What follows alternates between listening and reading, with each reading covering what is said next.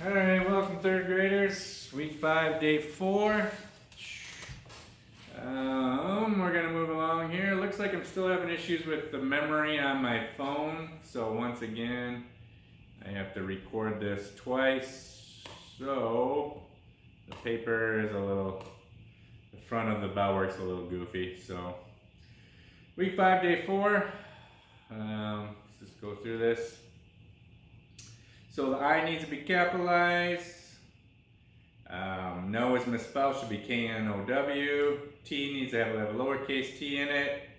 I know the answer. S needs to have a lowercase s in it. And we would finish that with a exclamation point.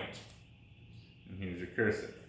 On the back side, I worked it all through already. I already taped this once, so this is my second taping. But here we go. Hopefully this one works. Well, anyways, here's the answer. Number 1 is 1083. Number 2 is 767. Number 3 is 269. Number 4 is 291. 16 times 7 is 112. 32 times 9 is 288. 41 times 6 is 246. 37 times 8 is 296. 22 times 9 is 198. 4 divided by 2 is 2. 6 divided by 2 is 3. 8 divided by 2 is 4. 10 divided by 2 is 5. And 12 divided by 2 is 6. Tomorrow will be week 5, day 5. I hurt my wrist. Okay. Let's go over the... No, not science. Alright, so... the fluency. So get your fluency sheet out and let's get ready to go. Looks like it's still recording. Okay, here we go. Give yourself 1 minute. On your set, on your mark, get set, and go.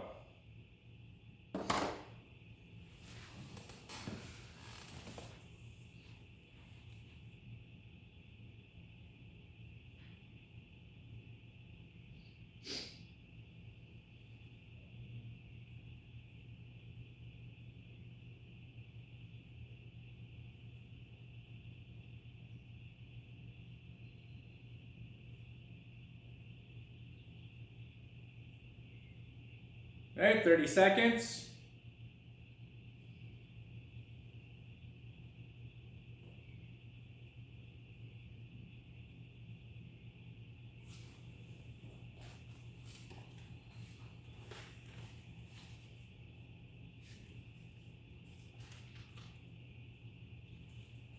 Ten seconds.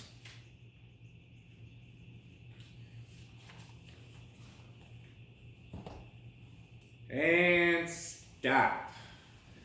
Okay, mark your score. Go ahead and stop the video if you have to get it all figured out. Otherwise, I'm going to move on. All right, review these 3 questions. Okay, so in paragraph 1, what does the narrator say? Help the family decide where they would move. Number 2, what are 2 reasons the family moved from New England to the Middle Colonies? And number 3, what is the theme of this story? Alright, so I'm going to read this through. Let me double check, make sure it's still recording. Alright, we're still in business. Alright, warming up for wheat. Alright, I live on a farm in the Middle Colonies. Living here is what I've always known. I was the first of my family born here. My parents and 2 sisters came here from England, though. I often ask Father what life was like before I was born. He's always so proud to tell me my family was brave to leave all they knew to start a new life here. Strangely enough, it was the weather that helped my family decide where they would live in this new land.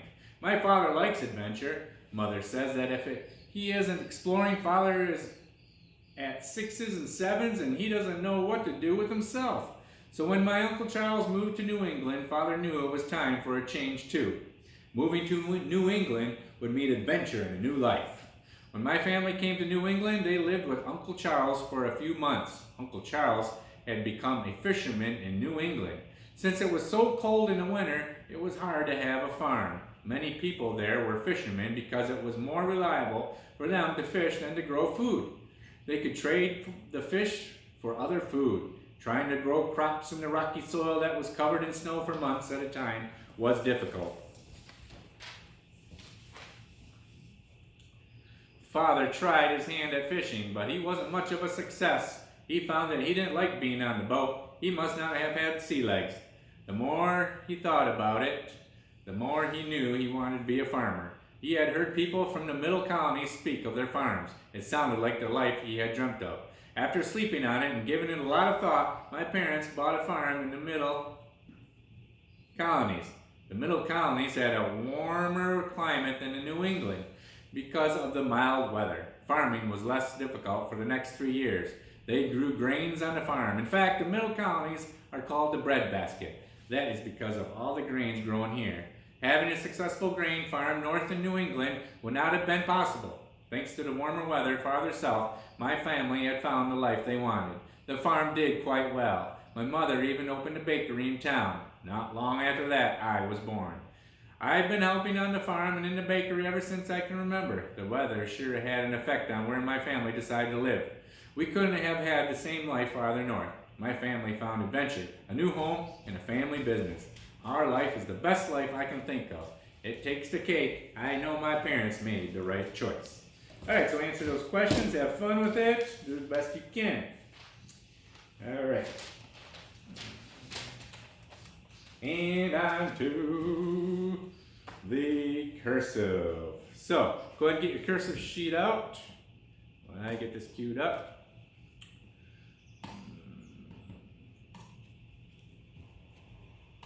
I'm going to start back a little bit. Trying to remember where I left off.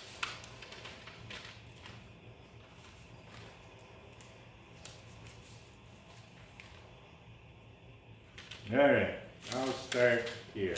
Jack nimbly leapt back onto the ledge to rejoin his friends before the trap fully opened. Good luck getting around those narrow ledges, mate. Jack called out to Torrance. Let's go, he barked at the crew. Desperately scrambling, they managed to make it out of the palace and the city through the jungle, and almost to the barnacle before Fitzwilliam tripped over a driftwood log and dropped the chest. Jack scrambled under the pouring sheets of rain to pick up the fallen coins. The surf was smashing against the shore and beating upon the beach as rain painfully pelted them. The storm was so strong that the crew was being tossed by the winds. Jean turned, trying to see through the driving rain to look for Torrance. Jack, he yelled. Look, he's made his way out of the palace. Torrance stood at the top of the nearby dune, roaring in anger. Over his head, terrible dark clouds spiraled and boiled. Rain was pouring all around him, but not on him. He was completely dry in the eye of the storm. It was finally clear. The storm was following them because Torrance had been following them. He was the eye of the storm, Jack realized with horror. The storm was coming from the pirate. Give me back the scabbard, boy, or suffer the consequences. Torrance snarled at Jack. What are your plans, mate? Drench me to death? Jack asked, stepping between his friends and the pirate. Torrance growled. As he grew angrier, the winds whipped even more fiercely around him. Hail suddenly began to pelt Jack's crew. Doc, scum, Torrance shouted. If you don't fear me, which you'd be a fool not to, you will no doubt fear the power of the cursed Davy Jones. Jack laughed. Oh yes, Davy Jones. My fine Tortsy, Davy Jones is only a legend. Torrance also laughed, but it was a brutal, sick laugh. I've met Davy Jones, the giant growled in the flesh. Consider yourself blessed that you have never had dealings with him who collects the souls of sailors and binds them to service before his ship. I was a guest aboard his ship. Maybe you've heard of it, the Flying Dutchman. Arabella, Jean, Jack, and Tooman all shivered at the name. Aye, the same terrible vessel, whose very timbers are cut from the bodies and souls of doomed seamen, and who I would have been doomed too, but I was smart. I was able to make a deal with Jones for my freedom. Now I must find the sword of Cortez and its scabbard, and bring them to Jones within 1 year's time, forever be bound to the Dutchman, he branded me, just so I wouldn't forget. Torrance ripped open his shirt. Jack's eyes widened. On the pirate's chest, on scarred blood-red tissue, was a feathered serpent, the same mark on the scabbard of the sword of Cortez. This mark angered the heathen gods, for they hate Cortez, and anything to do with him. Torrance continued, closing his shirt again. They cursed me, rain and storm, wherever I go. Worse, when I've grown angry, and my dear boy, right now, I'm very, very angry. There was a blast of thunder. The trees nearest Torrance were ripped out of the ground like weeds by the wind. Hail and rain hit like sharp glass. A static charge, like a blanket of lightning, covered the pirate's body. Sam's hat flew from Jack's head, and it was moments before he was able to sweep it up and put it back on. Torrance strode toward the crew, glowing with lightning. The 6 shipmates backed down the beach, unable to look away. There was no way they could get into the Barnacle, if it had even survived the storm-churned surf.